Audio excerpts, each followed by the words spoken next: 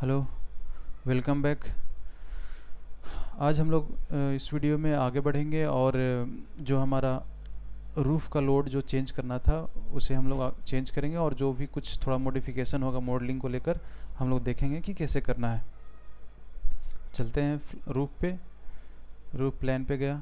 सबसे पहले तो मैं ये बालकनी का जो ये फ्लोर और बीम है उसे मैं डिलीट करूँगा। यहाँ पे मैं 1 स्टोरी करके रखा हूँ, अगर मैं ऑल स्टोरी कर दूंगा तो सारे फ्लोर पे डिलीट हो जाएगा, इसलिए 1 स्टोरी करना ज़रूरी है। उसके बाद मैं डिलीट कर दिया। फिर मैं क्या करूँगा, ये सारे फ्लोर को सिलेक्ट करूँगा।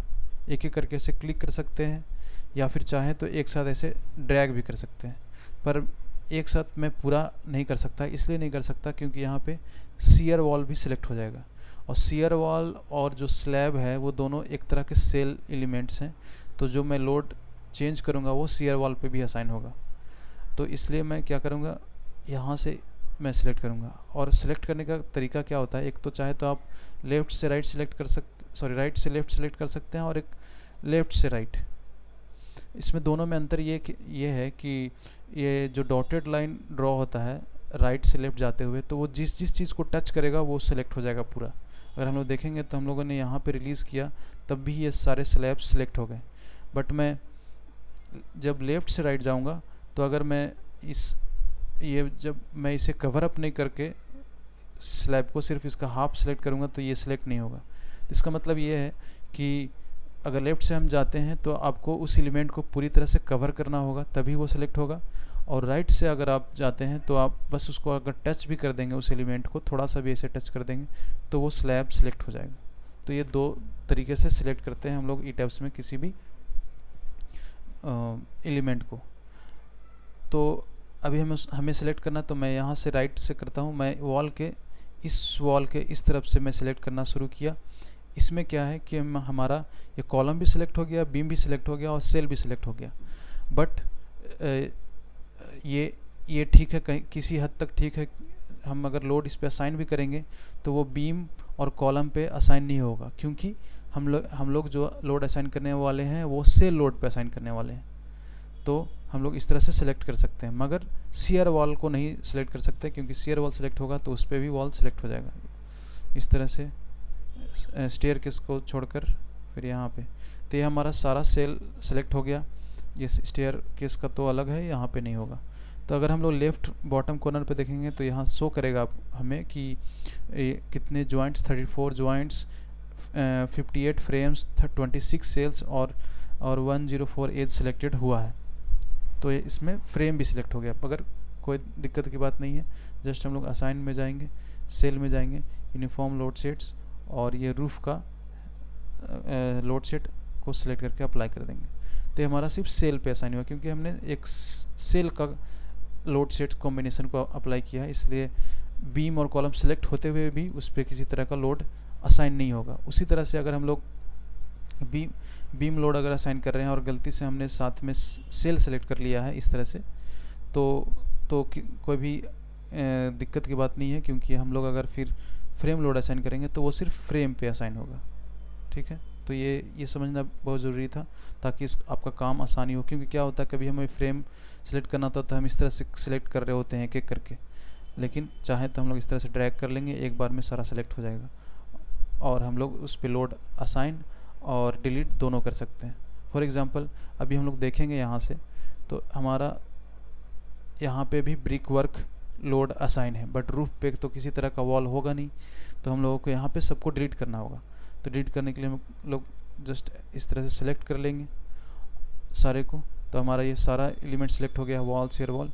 फिर असाइन में जाएंगे, फ्रेम लोड, डिस्ट्रीब्यूटेड लोड, और हमें क्या करना होगा, सारे को डिलीट करना होगा। तो हमारा ये ब्रिक वर्क लोड पैटर्न में हमारा असाइन था ये सारा वॉल लोड, तो हम लोग इसमें डिलीट एग्जिस्टिंग लोड करेंगे, अप्लाई।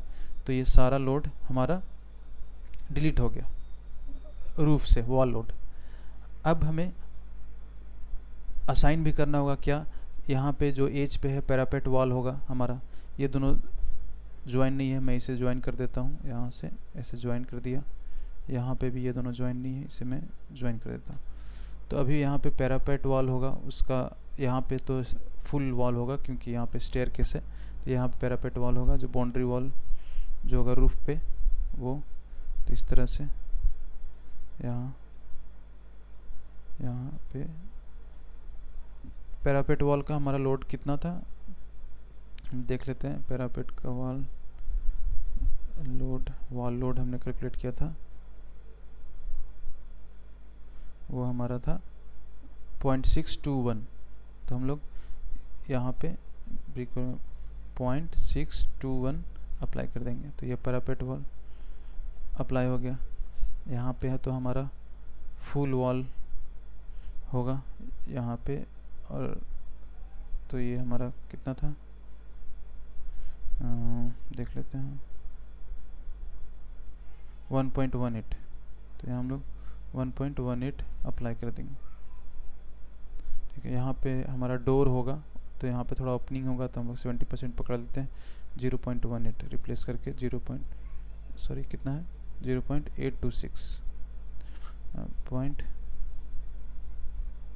0.826। तो यहाँ पे ये हो गया, क्योंकि यहाँ पे डोर रहेगा तो इसलिए यहाँ पे थोड़ा कम होगा। तो ये हमारा लोड हो गया। अब हम लोग OHT पे जाएंगे एक फ्लोर ऊपर। तो सेम यहाँ पे तो सबसे पहले टैंक होगा, तो टैंक का जो वॉल होगा उसका लोड कितना होगा, हम लोग ये 80% सॉलिड पकड़ लेते हैं, थोड़ा सा छोटा होगा उससे। तो ये 0.944 यहाँ पे असाइन कर देते हैं। Assign frame load distributed load 0.944 ये हो गया। उसके अलावा यहाँ ये पार्ट मैं डिलीट कर देता हूँ। अनडिफॉर्म शेप में जाएंगे।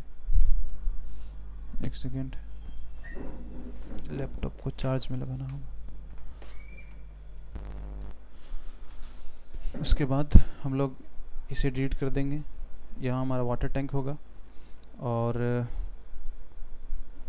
वाटर टैंक का लोड हमें यहाँ पे असाइन करना होगा। पहले से हमारा जो लोड असाइन है इस पे असाइन सेल यूनिफॉर्म लोड, पहले इससे तो नन करना होगा। पहले वाला जो है उसको डिलीट कर दिया।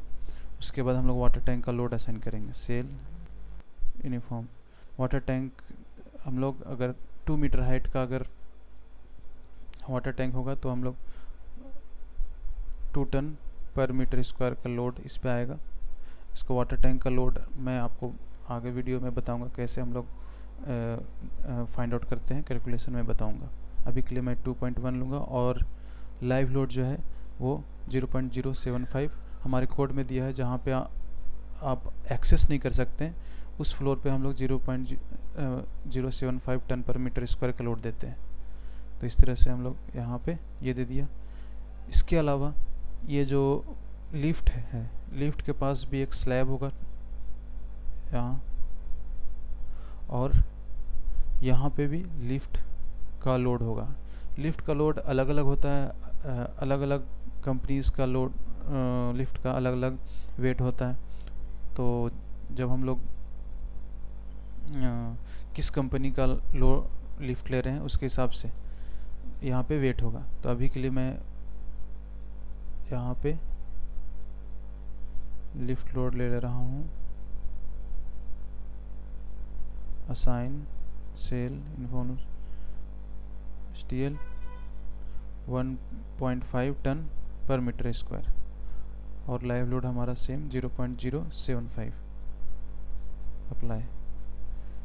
तो इस तरह से हम लोग का लोड पूरा असाइन हो गया, पूरे मॉडल पे लोड हो गया। हमारा मॉडलिंग कंप्लीट हो गया है अभी तक। अब हम लोग एक बार चेक कर लेते हैं कि इस मॉडल में किसी तरह का कोई एरर्स तो नहीं है। अनडिफॉर्म शेप में क्लिक करने के बाद ये सारा हो गया।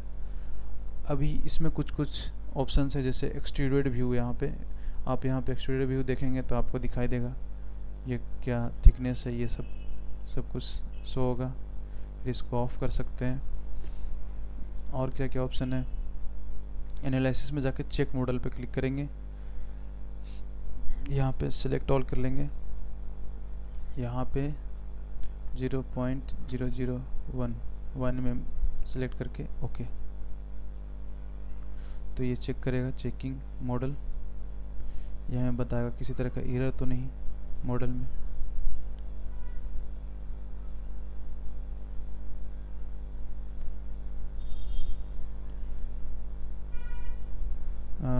लाइन लोड, ये एरर आ रहा है, हम लोग इसको देखते हैं।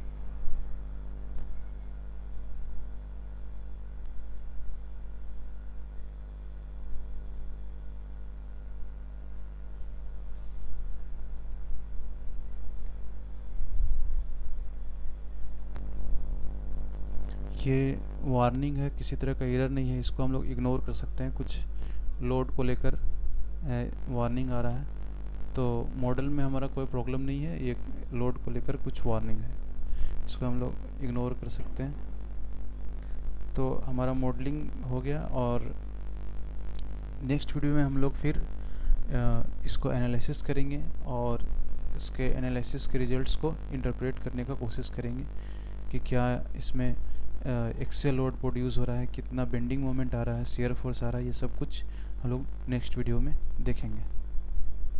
Thank you very much.